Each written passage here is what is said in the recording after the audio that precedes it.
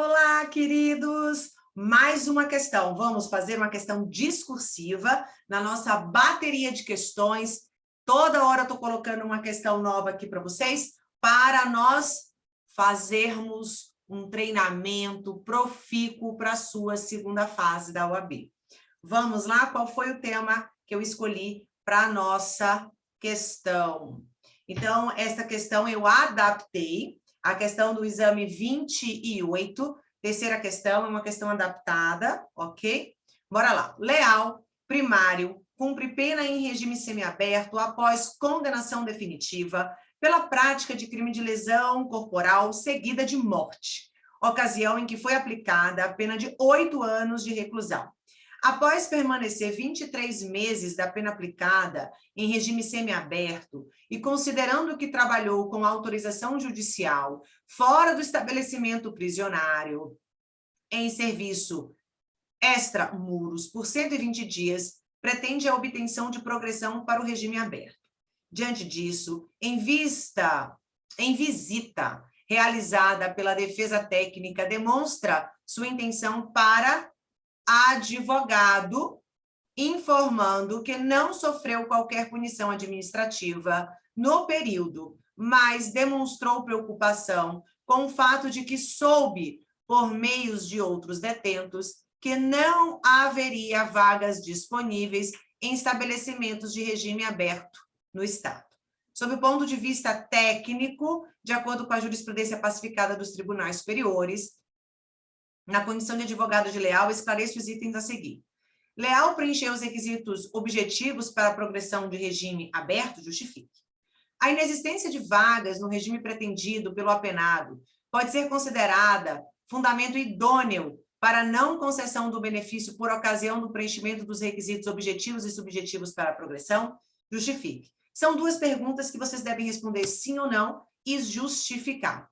Quanto à primeira pergunta, vamos falar sobre requisitos objetivos. Qual é o crime aqui, gente? O crime é de lesão corporal seguida de morte.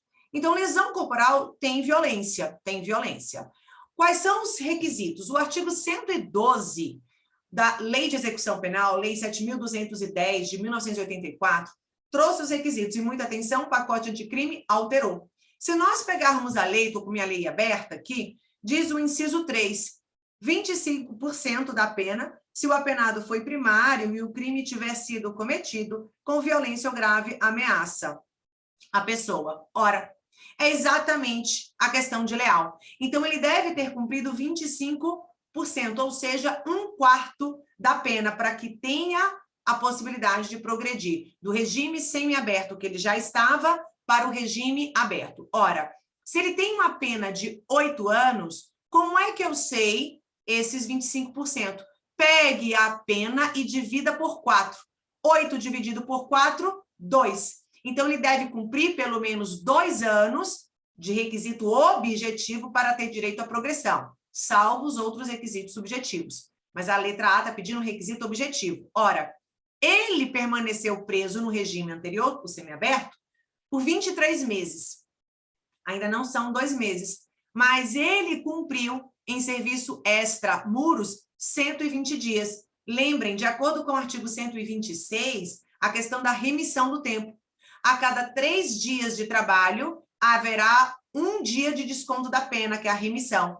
120 dias dividido por 3, 40. 40 dias é 1 mês e 10 dias. Logo, se ele já tinha cumprido 23 meses, mais esse 1 mês e 10 dias de remissão, eu tenho 24 meses e 10 dias. Ora, Leal já havia cumprido mais de 2 anos. Ou seja, no requisito objetivo, quanto aos 25%, ele já havia cumprido o requisito objetivo para a progressão em regime aberto. Pode cair na sua prova. Olha só. Neste caso aqui, os requisitos legais estão preenchidos, de acordo com o artigo 112, inciso 3, da Lei 7.210, o requisito objetivo para a progressão de regime é o cumprimento de 25% da pena aplicada, que no caso seriam 2 anos de pena privativa de liberdade. Segundo consta do enunciado, Leal ficou 23 meses preso em cumprimento de pena, o que a princípio não atenderia o objetivo. Entretanto, no período de pena remida, que justifica a progressão de regime, ele trabalhou 120 dias, o que gera um desconto, uma remissão de 40 dias. Logo, ele havia preenchido o requisito de 25%.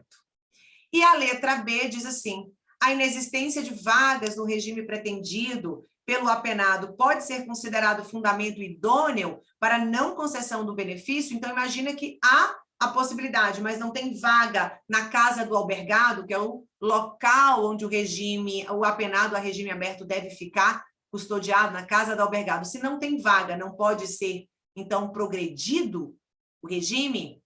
Então, o fato de não existir vaga é considerado fundamento idôneo? Não é considerado fundamento idôneo. E olha só, a inexistência de vagas em regime compatível não é fundamento idôneo para a manutenção do apenado em regime mais severo, súmula vinculante 56. Ou seja, se ele preencher os requisitos para ir para o regime aberto e não há vaga na casa do albergado para ele ficar lá no regime aberto, ele não pode ser mantido no regime semiaberto, por inexistência de vaga. E aí foi o entendimento do Supremo. Preenchidos os requisitos legais, o apenado possui direito à progressão para o regime compatível ao cumprimento da sua pena, não podendo a deficiência do Estado lhe prejudicar. E aí o Supremo disse, havendo déficit de vagas, deverão ser determinadas as saídas temporárias do sentenciado no regime com falta de vagas, a liberdade eletronicamente monitorada ao sentenciado que sai antecipadamente, ou é posto em liberdade, ou posto em prisão domiciliar por falta de vaga, e ainda o cumprimento de penas restritivas, ou estudo ao sentenciado que progride ao regime aberto, até que sejam estruturadas as medidas alternativas. Então, neste caso, como não existem vagas na casa do albergado, mas ele preenche os requisitos para progredir, deve ser progredido, e ele poderá ser beneficiado pelas saídas temporárias, poderá ser beneficiado para ficar em prisão domiciliar com tornozeleira eletrônica, ok? O que não pode é mantê-lo em regime mais gravoso por inexistência de vagas no estabelecimento prisional, porque isso é uma ineficiência do Estado. E o ônus da ineficiência do Estado não pode recair sobre o apenado. Era isso que eu queria falar com vocês sobre esta questão, falar sobre LEP. Um beijo para vocês, até a próxima questão. Tchau, tchau.